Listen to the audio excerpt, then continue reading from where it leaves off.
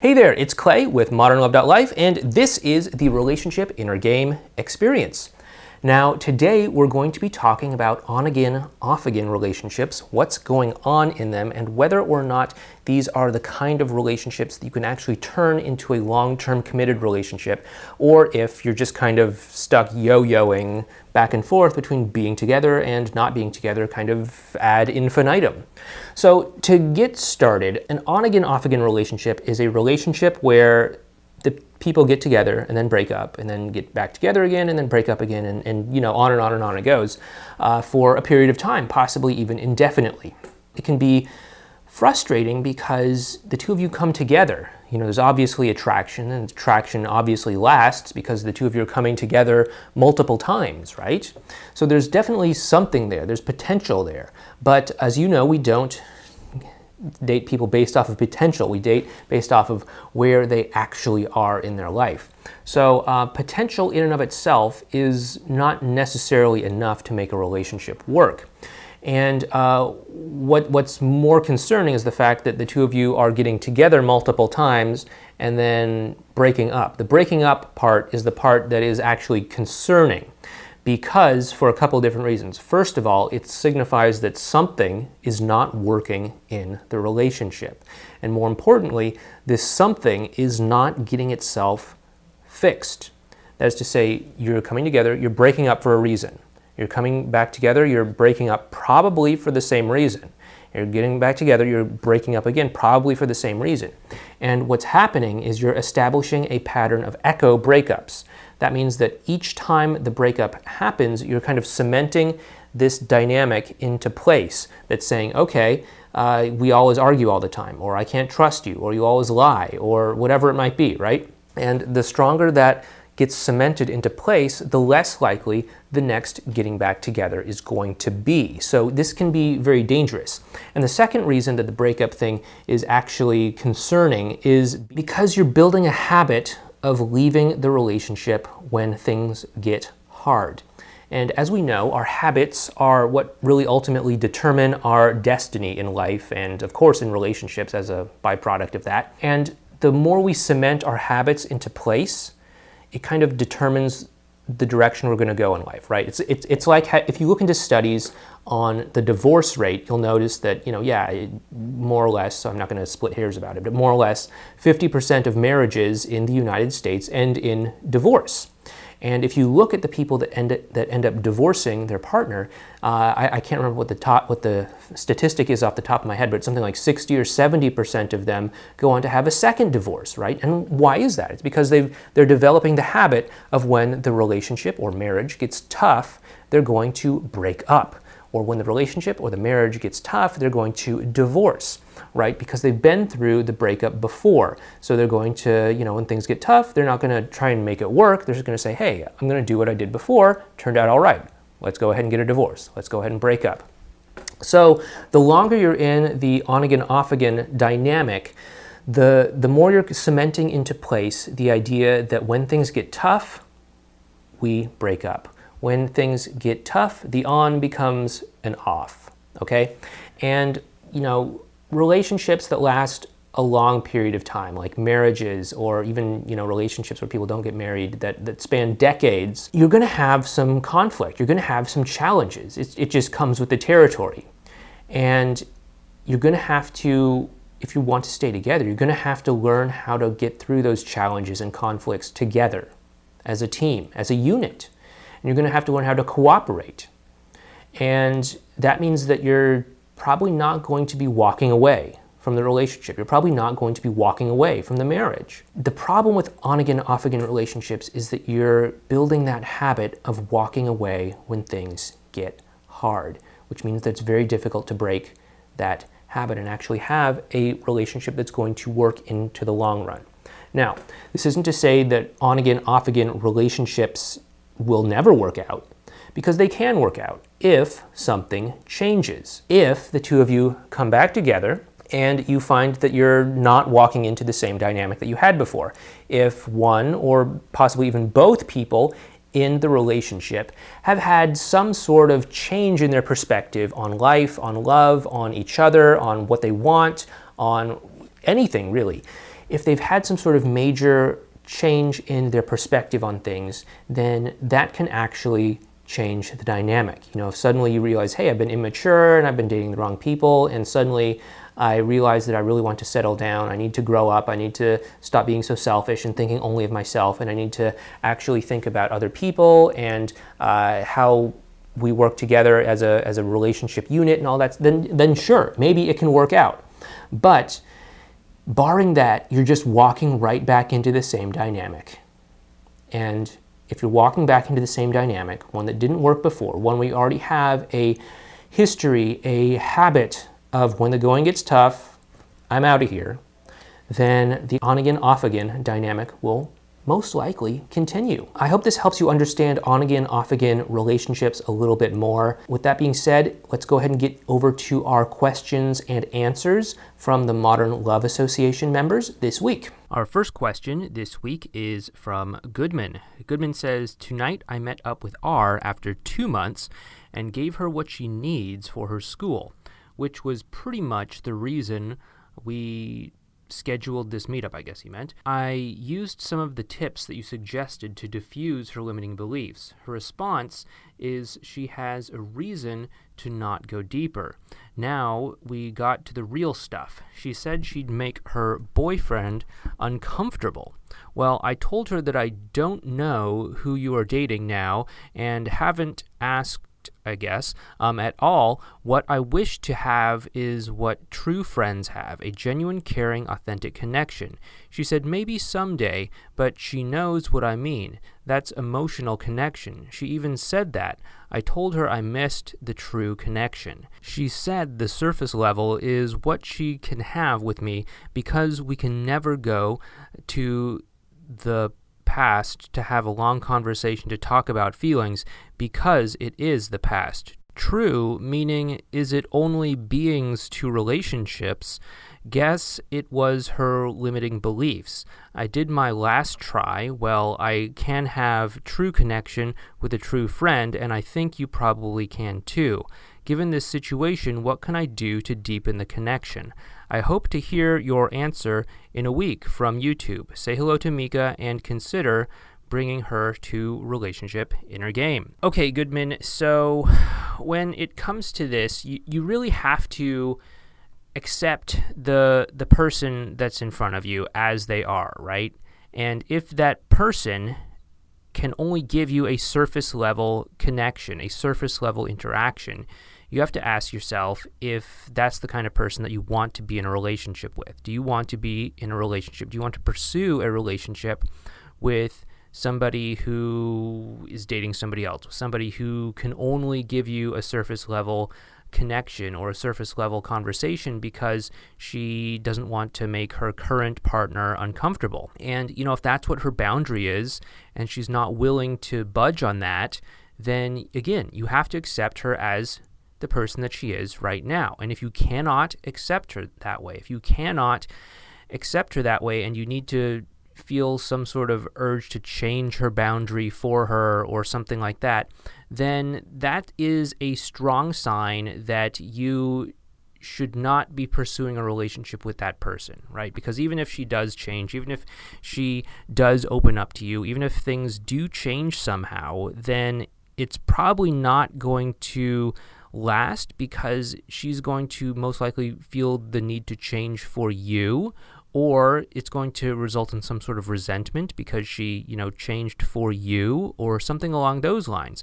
And so, again, the story, the big picture behind everything that we teach here is not to change somebody else and get them to behave differently towards you. It is to simply look at that person and say, okay, is this the kind of person that I want to be in a relationship with? Can I accept this person 100% as the person that they are right now in front of me? And if you can, then great, go ahead and pursue a relationship with that person. If you cannot, you need to ask yourself, okay, is the reason that I cannot accept this person the way that they are right now because I am somehow messing up this connection by bringing myself in an inauthentic way to it? Or is it because we just don't have the same values, right? If she doesn't have the value of like, hey, I want to develop an emotional connection with a man who is not my boyfriend, and she doesn't have that value, then trying to get her to change for that is a very dangerous road to go down and something that I would not recommend doing, okay? So again, you have to accept her the way that you found her, and if you cannot do that, then in my opinion, the best thing to do is to let go of her and to create a space in your life for someone that you can accept 100% the way that you find her, okay?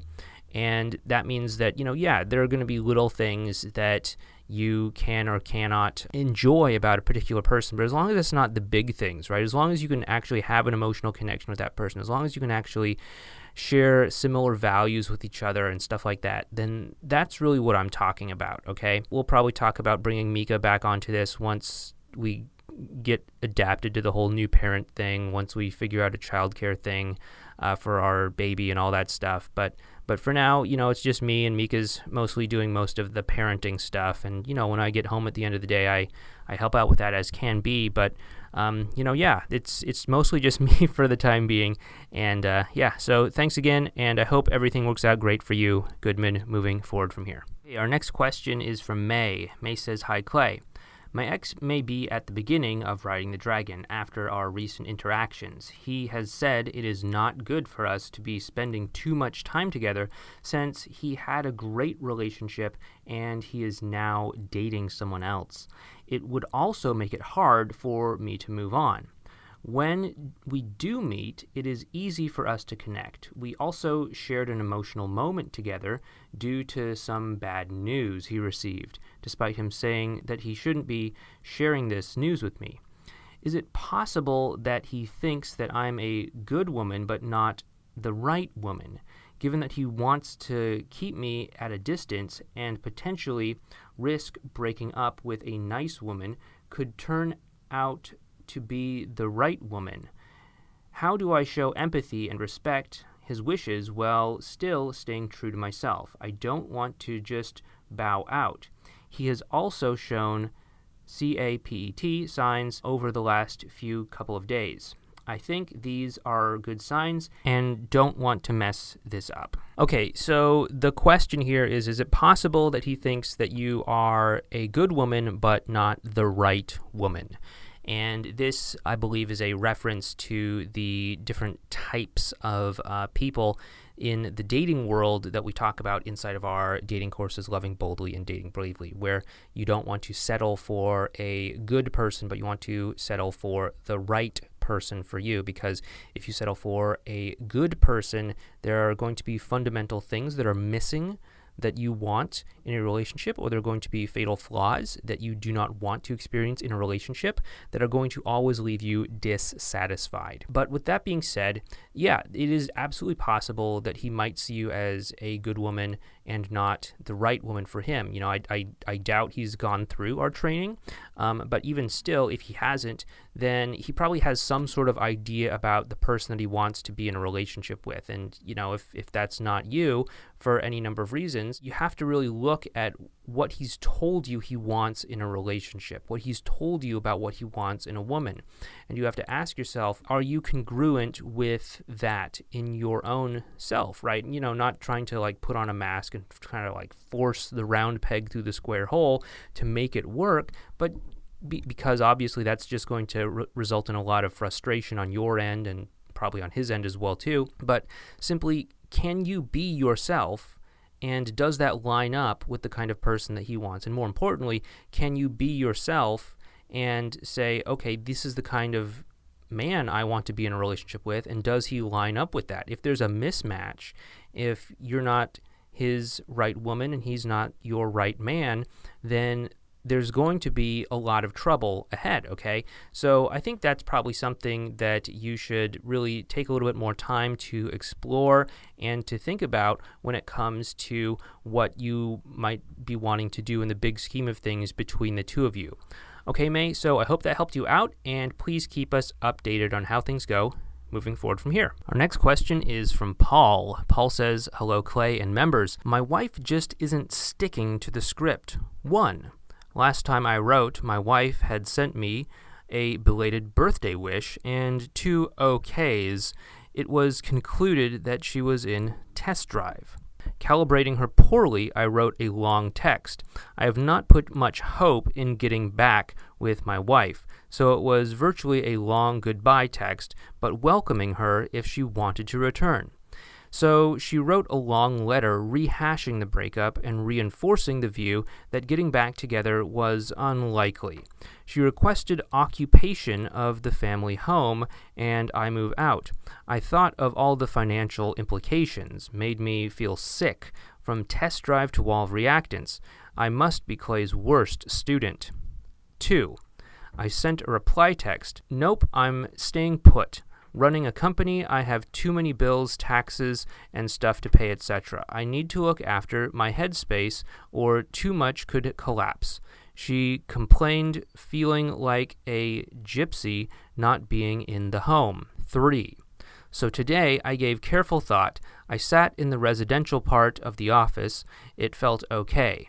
I didn't feel spooked. Thought I could handle it, so I texted my wife and offered her the home on the condition that we have normal conversations.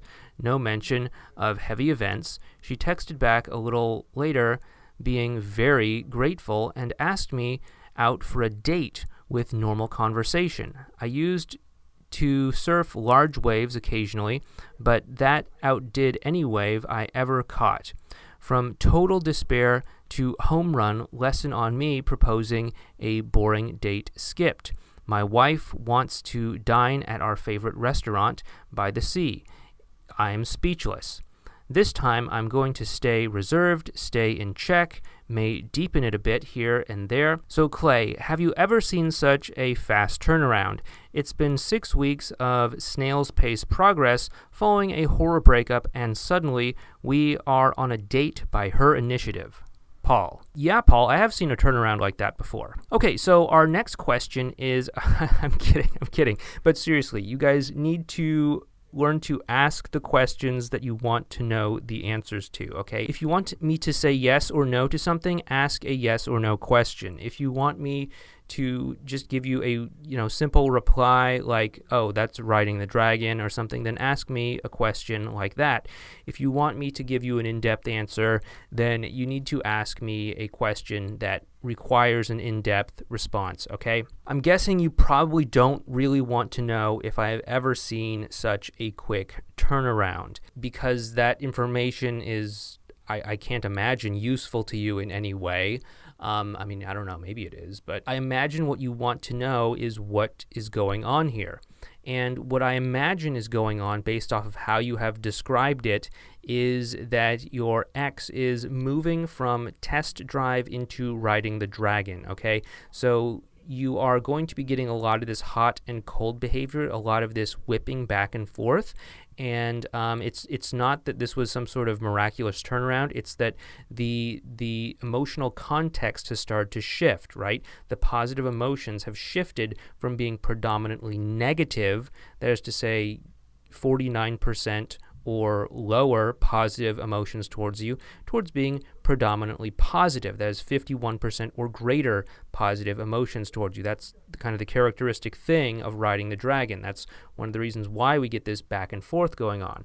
There is a constant ebb and flow of your ex's emotional state towards you, their positive and negative emotions towards you, but you predominantly don't notice this during the other 4 stages in the process, because there isn't very much of a discernible difference between your ex feeling, 20% positive feelings towards you versus 25% positive feeling. It's still mostly negative. But when we get towards the 50% mark at riding the dragon, that's where things start to get a little bit wobbly, because when your ex feels predominantly positive emotions towards you, that's when they are starting to open up, starting to warm up to you, starting to do things like say, hey, let's get together for dinner. It's great that we can be able to figure out this whole house thing together, and things like that. But they also can backslide pretty easily into the predominantly negative side of the equation, where it's 49% or lower positive emotions. And when this happens, your ex might do things like flake out on the date, say, oh, I think it would be better if we just had a phone call and we talked about the details, or I think it'd be great if we had a mediator come on this thing, or whatever, or, actually, now that I think about it, I'm not totally okay with our agreement, and blah, blah, blah, and all that sort of thing. So that's really kind of where I think your ex is at in this whole process of getting back together. So don't attach too much weight to what she's saying right now. Instead, attach a lot of weight to her emotional context, to where she's at emotionally. She's feeling emotionally confused, and she's probably going to stay that way, at least for a little bit, until you are able to have high-quality interactions that push her past this sort of wobbling tipping point, 50% point, okay? And once she's a good, healthy amount on either the positive side or the negative side, you'll see a little bit more of a stabilization in her behavior, and that will help you moving forward from here, okay? So hope this helps you out, Paul, and please keep us updated. The next question is from JP. JP says, I have been seeing someone new for a month. Our connection felt effortless to me. He met me our last night, and it seemed like we were both having a great time living in the moment. This morning he messaged me saying that he enjoyed spending time with me, but something didn't feel quite right, and that we should no longer see each other. I told him that I respected his decision, and asked if he could clarify what he meant. I also opened up to him about my anxiety progressing things with him physically. We had only kissed twice. He told me that I was great and didn't do anything wrong. He just didn't feel that initial spark, and that it was good that we didn't get more physical because it wouldn't have worked out anyway. I know this program is based on emotional connection, but I can't help but feel this, and my previous relationship ended due to issues with physical passion or the missing spark. I'm working on my intimacy issues with a therapist, but progress is slow. I guess I'm doubting whether the advanced relational skills will help with my current situation, since I think we had a good emotional connection. I'm not sure how to create the spark that the guys I'm interested in are looking for. I would like to try pursuing things with this guy, but don't know how to recover from this or proceed from here. What should I do to get a second chance, and how can I create a spark between us or between future romantic interests? Thanks. I'm looking at this correctly. There is a possibility that the guy you had this interaction with could be emotionally unavailable, okay? One of the characteristics of emotionally unavailable men or people in general is that they claim to want to be in a relationship, but they will quickly discount people who they don't find a sort of perfection with them, right? They'll be scanning people that they are dating. They'll be scanning them for issues, errors, problems, reasons to disqualify them. And then as soon as that happens, they'll say, yeah, it just wasn't right. I don't think we should be together. It wasn't perfect. And they'll keep that space open for some sort of idealistic, perfect person. And I want to make this clear that this is different from the 5x5 list that we were talking about, because we're not looking for a perfect person when we use a 5x5 list. We're just looking for someone that meets our 5 must-have qualities and our 5 deal-breaker qualities, okay? And if that happens, then we can go ahead and overlook the rest of the, tiny minutia that we have, like how she always, leaves you to clean up the dishes at the end of the evening or something like that, and it kind of frustrates you or something, and you want her to do the dishes half of the time or whatever. I mean, I don't know. But if that's a major breaking point, then, fine, that's cool. Go ahead and write off that particular person. But if that's not a major thing for you, then you can go ahead and overlook it, because you're getting your 5x5 list taken care of. Okay, so there is the possibility that he was an emotionally unavailable man. That is absolutely a possibility. In which case, the best thing for you to do is to say, okay, great. Now I know that and I don't have to pursue that, okay? If you think that that wasn't true and that he is an emotionally available man, one thing that you might want to do is you might want to look back at how the interaction actually went. Now, you say that you had a very strong emotional connection with him, and, sure, that might be your experience, but is it possible that he had a completely different experience of things in that date that you were on, in that event that happened? I mean, obviously I don't know. I wasn't there. I'm not spying on you or anything like that. All I have to go off of is what you have shared with us here. But it could be that there is actually a deficiency in your present moment awareness, in your ability to understand people's emotional state, in your ability to express vulnerability and stuff like that, which are advanced relational skills. And if that is the case, then that is where I would focus on making sure that you are focusing your development on, okay? Because either he's emotionally unavailable and was looking for an excuse to write you off, or you misunderstood his experience of the situation, and even though you had a pleasant time, he may not have interpreted that connection as being as strong as the connection that you saw between the two of you, okay? So as long as one of those is in play, I don't know really which road to go down. So if you'd like to comment next week with which one of those you think is most likely what happened, then we can go ahead and talk about that, okay? So with that being said, thanks, and please keep us updated on what you think the situation was. Okay, those have been our questions for this week. Once again, this has been Clay with modernlove.life. If you have liked this relationship inner game experience, please go ahead and give us a thumbs up. Go ahead and subscribe to the channel and leave a comment down below if you're on YouTube. And just go ahead and let us know what you think. Once again, this has been Clay from modernlove.life. If you'd like to learn more about how to improve your dating life, your relationship life, your love life, please head on over to relationshipinnergame.com and go ahead and sign up over there. Just give us a little bit of information about where you're at and what you want in your love life, and we'll go ahead and give you the appropriate matching advice, tips, and strategies to help you get there. But once again, thank you so much for watching, and I'll talk to you next time. Take care.